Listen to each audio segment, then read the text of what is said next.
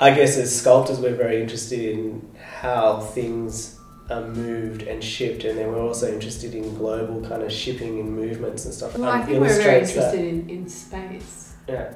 In how things are contained within a space. You know, we always go into these big empty spaces, and I guess that's what attracts us to Berlin as well. Kind of a lot of demolition and things just being torn in half, and a lot of our work it's drawn to a lot of violence within architecture and stuff. But often, like, the space that we inhabit or the space that the work that we're working on inhabits does usually feed into what we do or what we make.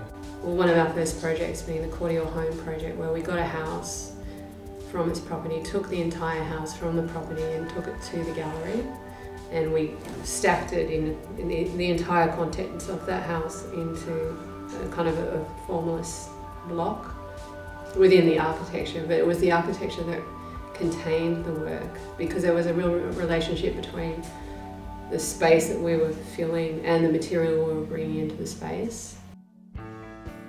That kind of pull between what's temporal and what's permanent, it kind of really underlies a lot of our work and what the fallout, what brings that on, or what's the fallout of that, and how that relates to the place it is.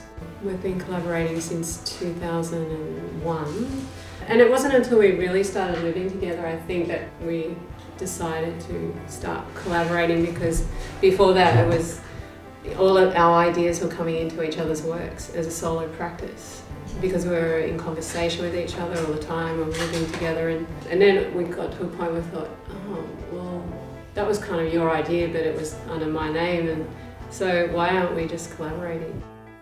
When we can, we really want to get in there and be involved, because I think it's really satisfying for us. I mean, when things get really kind of big, we need a lot of help. Yeah. So either we just, but then a lot of the time it can be just be very manual. So on one hand, we're kind of project managing the thing, but then on the other hand, we might just be with the broom. And we can be part of the process. Every project's different. Meaningful and powerful messages can be said in a humorous way without it being too serious. It's a common thing, I guess. If you're trying not to preach to the converted, usually humour is a nice way to wedge something in, or maybe it's also just to kind of maintain our own interest in what we do. I think if what you're doing doesn't kind of interest you or amuse you in some fashion, it's going to come out funny.